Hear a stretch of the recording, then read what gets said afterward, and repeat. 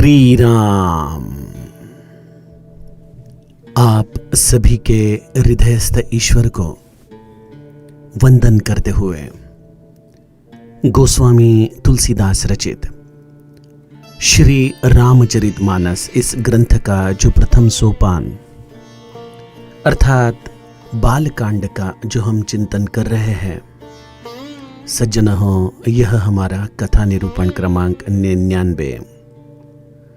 हमने पिछले कथा चिंतन में देवर्षि नारद ने जो महादेव के 10 सद्गुण बताए, लेकिन जीव रूप से अगर उन सद्गुणों को हम चिंतन करें तो हमें इनमें केवल अवगुण ही दिखाई देते हैं। यही फर्क है एक सिद्ध और बद्ध के अंदर।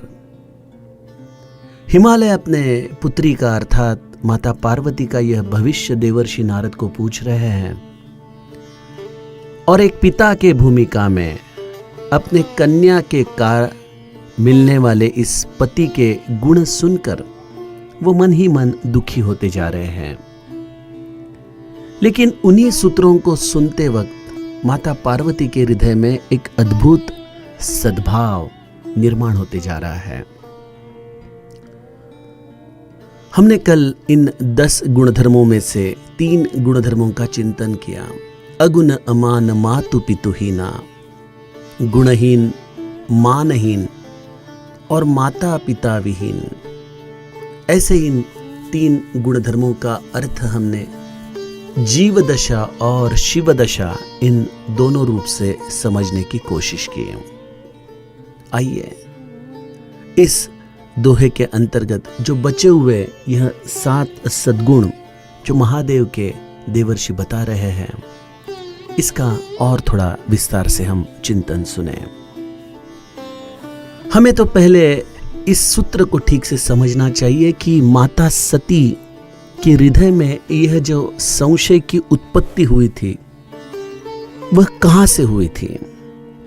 ऐसा कौन सा बिंदु था इस कथा में जहां से माता सती का हृदय संशयग्रस्त होते गया। अगर हम सूक्ष्मता से विचार करें तो माता सती ने अगस्त्य ऋषि के आश्रम में ठीक से कथा नहीं सुनी, उनका जी उस कथा में नहीं लगा। और उसके पश्चात जब महादेव उन्हें समझा रहे थे तब उन्होंने महादेव जी के वचनों पर अविश्वास दिखाया, संशय किया। तो मतलब साफ है कि सद्गुरु वचन में संशय यही माता सती के अधोगति का कारण बना। तो जहां से जीव शिव से बिछड़ जाता है, उसी बिंदु से उसे फिर से अपने इस आध्यात्मिक प्रवास की शुरुआत करनी पड़ती है। यही फिर से एक मौका माता पार्वती के जीवन में देवर्षि नारद के रूप में आया, एक सद्गुरु तत्व के रूप में आया है। अगर देवर्षि की वाणी को माता पार्वती जीव रूप में सुनती तो शायद वह पुनश्च उसी गलती को कर बैठती। लेकिन सद्गुरु के वचन जो निरंतर सत्य है, शाश्वत है, शायद हम उनका अर्थ आज अपने बौद्धिक स्तर पर, अपने अनुभूति के स्तर पर न समझ पाए, कोई बात नहीं। लेकिन एक बात हमें हमारे हृदय में कहीं तो अत्यंत दृढ़ता से याद रखनी चाहिए कि सद्गुरु वचन ही ब्रह्म वाक्य है। भले आज वो मेरे अनुभूति का प्रांत हो या ना हो, वह अलग विषय है। उन्होंने कहा है ना तो वह सत्य ही है। उन्होंने मुझे जो साधन दिया है वह मेरे कल्याण का ही है। इस भावना से अगर हम सद्गुरु वचनों को हमारे जीवन में उतार सके तो शायद हमें और कोई साधन करने की जरूरत नहीं है सज्जनों। और माता पार्वती ने इस सूत्र को भली भांति अपने हृदय में पकड़ लिया है, क्योंकि उसे जाना है महादेव के पास, महादेव तक उसे पहुंचना है और उसका रास्ता है सद्गुरु वचन की पूर्तता। तो उन्होंने वह सूत्र बिल्कुल ठीक से पकड़ लिया। जब देवर्षि नारद के वचन सुनकर हिमालय व्यथित हो रहे थे, उसी वक्त देवर्षि के वचनों के द्वारा माता पार्वती का हृदय अत्यानंद से भरा जा रहा था। किस तरह से देवर्षि नारद के वचन माता पार्वती को आनंद दे रहे थे। हमने कल देखा कि महादेव गुणहीन है, मानहीन है, माता पिता विहीन है। भले यह तीन जीव रूप से दुर्गुण हमें उनमें दिखाई दे, लेकिन माता पार्वती इसके आधार पर इस शिव तत्व की संकल्पना अपने हृदय में बिल्कुल दृढ़ता से, निश्चय पूर्वकता से ग्रहण कर रही है। देवर्षि कहते हैं, सुनिए, आपकी कन्या को मिलने वाले पति का चौथा अवगुण है, वह उदासीन है।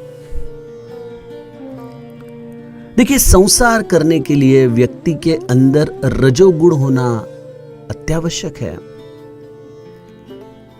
रजोगुण के द्वारा ही वह संसार में रंजन कर सकता है, सुख उनका उपभोग और उसे प्राप्त करने के लिए प्रयत्नशील हो सकता है।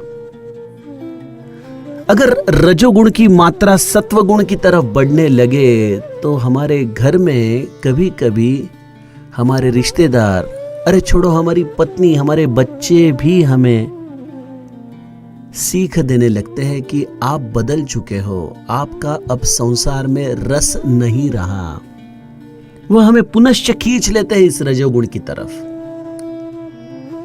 गोस्वामी जी ने जो हमें यह रामचरितमानस रूपी सरोवर कुछ दोहे के पहले बताया है, जिसके अंदर इस सरोवर तक पहुंचना बहुत नामुमकिन है जीव को। यहां पे प्रपंच में आने वाली कठिनाइयों को ब्याग और सिंह की उपमा और तथा जो सांसारिक लोगों के द्वारा कटु वचन, मर्म भेद करने वाले वचन हमें कहे जाते हैं, इसे सर्पदंश के रूप में गोस्वामी जी ने हमें बताया है। तो जीव की वृत्ति जब सात्विकता की तरफ बढ़ने लगे तो उस व्यक्ति को तुरंत संसार के लोग दंश कर लेते हैं कि भाई आप इस रजोगुण के लिमिट से बाहर न जाए, इस मर्यादा में ही रहे ताकि आप संसार कर सकते हो। लेकिन अगर कोई व्यक्ति संसार में उदासीन हो तो वह संसार में होते हुए भी प्रापंचिक नहीं है। समर्थ मनोबोध में कहते हैं, मदे मत्सरे सांडिली स्वार्थ बुद्धि, प्रपंची का नाही जयाते उपाधि। उसके हृदय में कोई मद मत्सर नहीं है, किसी के प्रति क्रोध नहीं है, कोई इच्छा नहीं है। वह अत्यंत हृदय में उदासीन है। वो मन से वैसे देखा जाए तो ब्रह्मचारी ही है, प्रपंच में रहते हुए भी वह तपस्वी ही है। ऐसे व्यक्ति के साथ संसार निभाना यह उस मातृशक्ति के लिए, उसके अर्धांगिनी के लिए भी एक बहुत बड़ी तपस्या हो जाती है।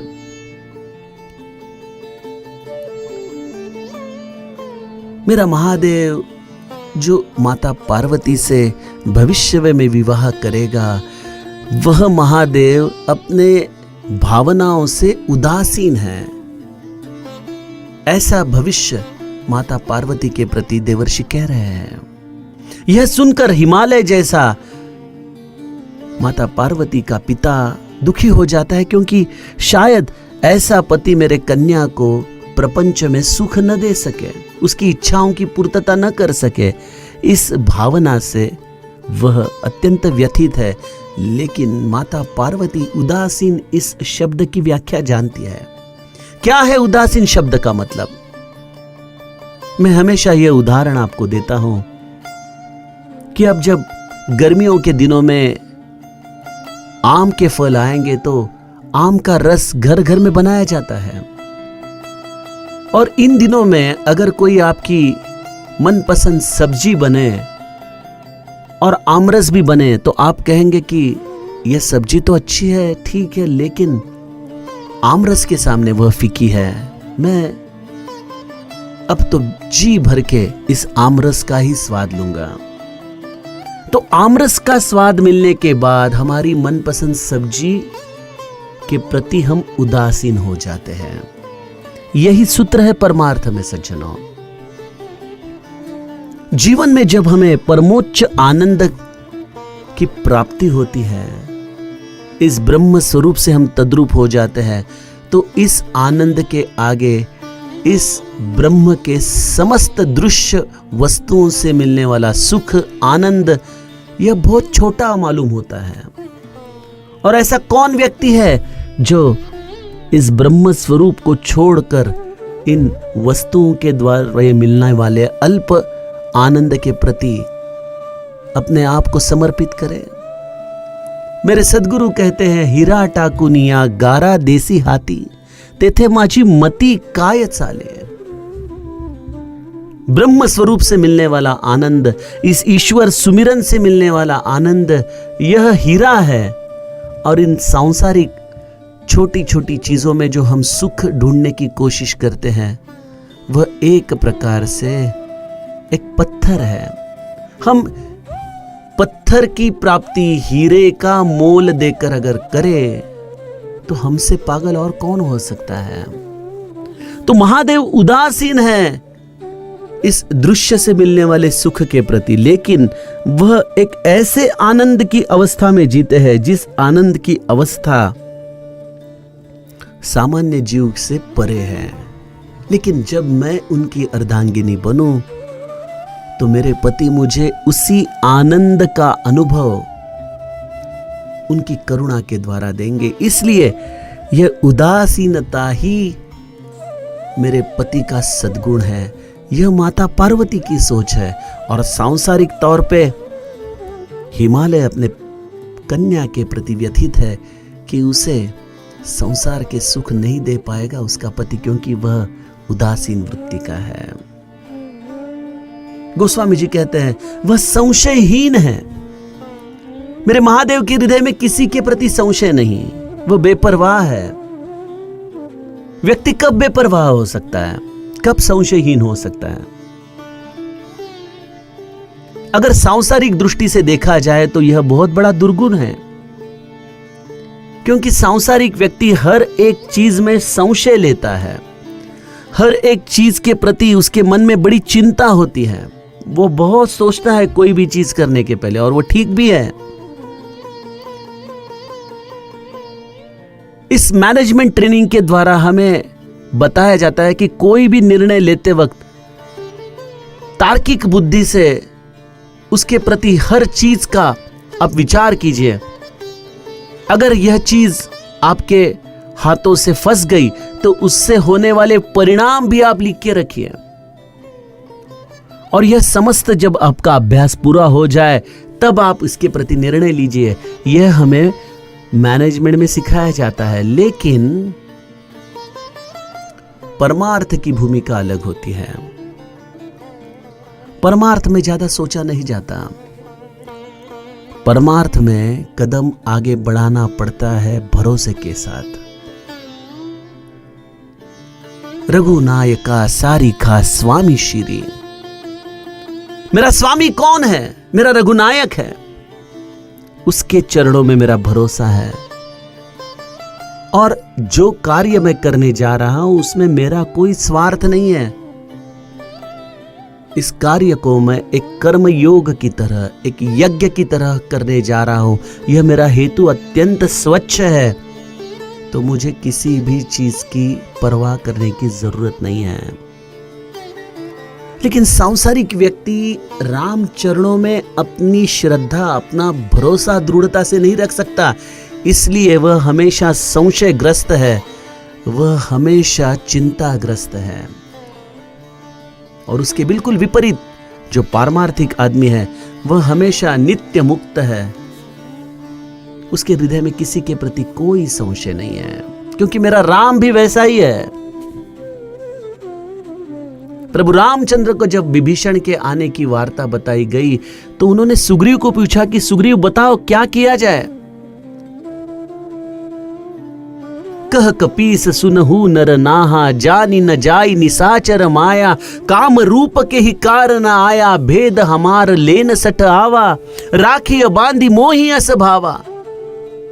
जीव ने तो अपने संशय व्यक्त कर दिए कि मुझे लगता है कि वह हमारे भेद लेने आया है, वह निशाचर है, उसकी माया हम जान नहीं पाएंगे। सुग्रीव सांसारिक व्यक्ति का हमें दर्शन इन चौपाइयों के द्वारा करता है। और मेरे प्रभु रामचंद्र क्या कहते हैं? भेद लेन पठवा दस सीसा, तबहु न कछु भय हानि कपीसा। अरे वह हमारे सैन्य का भेद लेने ही आया है ना, वह हमारी व्यूह रचना जानने के लिए आया है ना। कोई परवाह नहीं, आने दो, आने दो, क्योंकि मेरा भरोसा है मेरे लक्ष्मण पर। जगमहु सखाल निशाचर जेते, लक्ष्मण हनई निमिष महु तेते। यह तो प्रभु रामचंद्र ने लक्ष्मण के प्रति अपना प्रेम विश्वास जताया, लेकिन यह प्रभु रामचंद्र की निजता ही है, उनका स्वयं पराक्रम है। केवल अपने कर्तृत्व भाव को प्रभु रामचंद्र छुपा रहे हैं और इसका समस्त श्रेय लक्ष्मण को दे रहे हैं कि कोई भी आने दो, कोई फर्क नहीं पड़ता, क्योंकि यह तो मेरा खेल है। जामवन ने भी किष्किंधा कांड में यही हनुमान जी को बताया ना कि प्रभु रामचंद्र कपिन के समवेत लंका जाएंगे, वहां पे राक्षसों को मारेंगे। यह तो केवल उनके स्वयं भुजबल का यह प्रताप होगा, लेकिन उनकी यह करुणा है कि उस कार्य में वह हमें अपने साथ लिए चल रहे हैं। ये प्रभु रामचंद्र की औदार्यता है। तो सज्जनों, जिसकी हृदय में भरोसा है वही बेपरवाह है, वही संशयहीन है, और ऐसा मेरा महादेव है। यह सूत्र माता पार्वती जानती है, लेकिन सांसारिक तो सोचेगा, अरे बाप रे, ऐसा अगर जीवन वो जिए तो इसका संसार कैसे चलेगा। सज्जनों, मैं केवल कोई प्रवचनकार या कोई कथाकार नहीं हूं, मैं अपना एक व्यवसाय चलाता हूं। एक सामान्य ब्राह्मण कुटुंब से आया हुआ मैं व्यक्ति, एक इंजीनियर, एक मिडिल क्लास फैमिली से आया हुआ व्यक्ति। मेरे रिश्तेदार जब मेरे कार्य को देखते हैं तो बोलते हैं कि हम तो ये सोच भी नहीं सकते, ये ऐसे निर्णय, इतने लाखों करोड़ों रुपए के निर्णय आप इतने जल्दी जल्दी ले लेते हो, और हमारी तो ऐसे निर्णय लेने से ही हम डर जाते हैं। ये कोई मेरा व्यक्तिगत गुण नहीं है कि मैं ऐसे निर्णय ले लेता हूं, लेकिन मैं केवल एक ही जानता हूं कि मेरे प्रभु रामचंद्र को मेरी चिंता है। और कई बार जैसे मेरे भरत जी कहते हैं कि हारे हुए खेल को भी मेरे प्रभु रामचंद्र जिता देते हैं, उसी तरह से मैं भी एक सामान्य जीव हूं। कई बार मेरे भी निर्णय गलत होते हैं। ऐसा नहीं है कि मेरे हर निर्णय इस व्यवहार में सही ही निकले, लेकिन जैसे बॉक्सिंग में हम देखते हैं ना कि दो बॉक्सर्स खेलते रहते हैं और एक दूसरे के ऊपर हमला करते रहते हैं, वैसे ही हमारे जीवन में भी हमारा और हमारे प्रारब्ध के साथ नित्य संघर्ष चालू रहता है। प्रारब्ध के भी पंचेस हमें मिलते ही है, लेकिन प्रभु रामचंद्र हमें एक ही चीज से बचाते हैं, और वह है नॉकआउट पंच। जैसे बॉक्सिंग में किसी बॉक्सर ने नॉकआउट पंच मार दिया तो सामने वाला बॉक्सर उठ नहीं सकता, बेहोश हो जाता है और मैच वहां खत्म हो जाती है। प्रभु रामचंद्र के चरणों में मेरा इतना ही भरोसा है कि प्रभु, अगर इस प्रारब्ध से कुछ पंचेस बैठ जाएं, कोई परवाह नहीं। बस जीवन में हमें कभी हमारी उम्मीदों से आप परास्त मत होने देना। यह जो हमारी युद्ध करने की कामना है, यह जो नित्य संघर्ष करने के लिए हम कटिबद्ध है, और उसके लिए हम केवल आपके चरणों पर भरोसा रखते हुए आगे चल रहे हैं, बस उस भरोसे को बरकरार रखना स्वामी है। मुझे लगता है यह विश्वास हमारे जीवन में हमें संशयहीन बना सकता है, बेपरवाह बना सकता है। लेकिन यह बड़ी अनुभव की बातें हैं। शायद कोई इसे प्रवचन समझे और सुनकर हंसकर छोड़ दे, कोई बात नहीं, कोई परवाह नहीं। किस बात की परवाह करनी है? यह तो मेरा निजी अनुभव है और यह केवल मेरी व्यक्तिगत धारणा है। यह कोई कोड ऑफ कंडक्ट का बुक तो नहीं है कि आप भी उसी तरह से अपना आचरण करो। लेकिन पारमार्थिक आदमी अपने व्यक्तिगत जीवन में चिंता न करे तो वह संशयहीन ही है, वह बेपरवाह ही है। देवर्षि आगे कहते हैं कि पार्वती को मिलने वाला पति योगी है। हिमालय सोचता है कि एक सांसारिक आदमी योगी, अरे ऐसा जोगी व्यक्ति मेरे कन्या को कैसे सांसारिक सुख देगा। और माता पार्वती सोचती है कि मेरे महादेव तो योगी ही है, वह समर्थ की भाषा में योगी राणा है। योग का अर्थ है संधान, जिसकी करुणा जीव को शिव से मिला दे, अपने स्वरूप का दर्शन करे, वही तो योग है, वही तो संधान है। अपने समस्त अज्ञान से व्यक्ति को बाहर निकाले, वही योग है। और ऐसा योग मेरे जीवन में मेरे महादेव के करुणा से ही मुझे प्राप्त होगा। इसलिए मेरे पति योगी है, यह मेरे लिए बड़े अभिमान की बात है। माता पार्वती का श्रवण देखिए। जो गलती माता सती की संशयग्रस्त अवस्था में हुई थी, यहां पे माता पार्वती अत्यंत सावधानता से हर एक गुणधर्म का अभ्यास कर रही है और उसके द्वारा अपने हृदय में अपने महादेव की तस्वीर वह सोच रही है। देवर्षि कहते हैं कि इसको मिलने वाला पति जटाधारी है। जटाधारी व्यक्ति संसार कैसे कर सकता है? अरे यह तो किसी सन्यासी के लक्षण है। ऐसे व्यक्ति से अगर मेरी कन्या का विवाह हो तो वह संसार कैसे चलेगा? वह उदासीन है, बेपरवाह है, योगी है, वह तो शायद घर में रुकेगा ही नहीं। वह तो नित्य अपने पत्नी को अकेला छोड़ते हुए बस किसी खंडहर में, किसी पर्वत राशि में घूमता रहेगा अकेला। नहीं, मेरे महादेव प्रपंच में रहते हुए भी उदासीन है, योगी है, जटाधारी है। और जटाधारी व्यक्ति ही प्रापंचिक होना चाहिए। क्यों? जटिल का मतलब है जिसके जीवन में जटिल से जटिल समस्याएं आए तो भी जिसका निश्चय दृढ़ रहे, यही जटिलता है। और संसार की जटिलता अनुभव करते हुए ही उसमें से हमें बाहर निकलने का रास्ता ढूंढना है। इसलिए संत सद्गुरु हमारे जैसे सामान्य सांसारिक की तरह जीवन जीते हैं। प्रपंच करते हुए, समस्त समस्याओं में घिरे रहते हुए भी शाश्वत आनंद कैसे प्राप्त किया जाए, इसका मार्ग हमें वो बताते हैं। तो जटिलता यह केवल कोई वेशभूषा नहीं है, यह केवल कोई केशभूषा नहीं है। जटिलता है इन सांसारिक कर्मों में उलझते हुए भी उससे मुक्त होने की कला।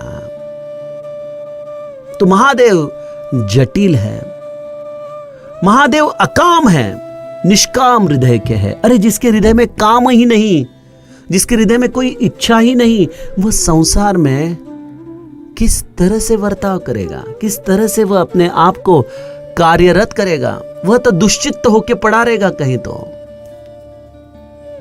लेकिन जिसका हृदय निष्काम है वही कर्मयोग कर सकता है, और जो कर्मयोग करता है वही कर्म की अनंत राशियां अपने जीवन में निर्माण कर सकता है। जो कर्म फल में आसक्त है, जो कामनाओं से भरा पड़ा है, वह कर्म फल के द्वारा प्रभावित होता है, उसके कर्म कुंठित हो जाते हैं। वह बेपरवाही से संशयहीन अवस्था में कर्म नहीं कर सकता। वह अपने जीवन में जल्दी हार जाता है। अगर उसके कर्म फल उसके इच्छा से विपरीत आ जाए तो वह कर्म करना ही छोड़ देता है। लेकिन जो निष्काम हृदय का है वही इस संसार को चला सकता है। इसलिए मेरे महादेव इस समस्त संसार की चेतना है। भले उनका संसार इस कैलाश पर्वत राशि पर किसी भी वस्तु से परिपूर्ण नहीं है, वहां पे समस्त वस्तुओं का अभाव ही है, लेकिन वहां पे किसी चीज की जरूरत भी नहीं है। ऐसे कैलाश पर्वत पर बैठे हुए इस योगी के द्वारा इस समस्त ब्रह्मांड का संसार चलाया जाता है। यह इसलिए हो पाता है क्योंकि मेरा शिव निष्काम हृदय का है। उसे कोई कर्मफल बांध नहीं सकता और इसके लिए उसके द्वारा अनंत कर्म हो जाते हैं। देवर्षि कहते हैं सती को मिलने वाला पति नग्न है। देखिए, हम जीव रूप से अगर यह सब गुणधर्म सुने तो हमें बड़ा अचरज होगा कि अरे नग्न पति कैसे हो सकता है? इसे लोकलाज नहीं है क्या? यह शरीर भी तो एक हमारे जीवन में हमने किया हुआ दंभ तो है, क्योंकि जो सत्य है वह शिव स्वरूप है। इस शिव स्वरूप पर हमने यह देह वस्त्र रूप से परिधान किया है। लेकिन मेरा महादेव केवल देह से नग्न नहीं है, वह नित्य शिव स्वरूप में है। वह अपने आप को कभी देह रूप में मानता ही नहीं और इसलिए नित्य शिव स्वरूप में रहने वाला यह सत्य और सत्य ही नग्न है।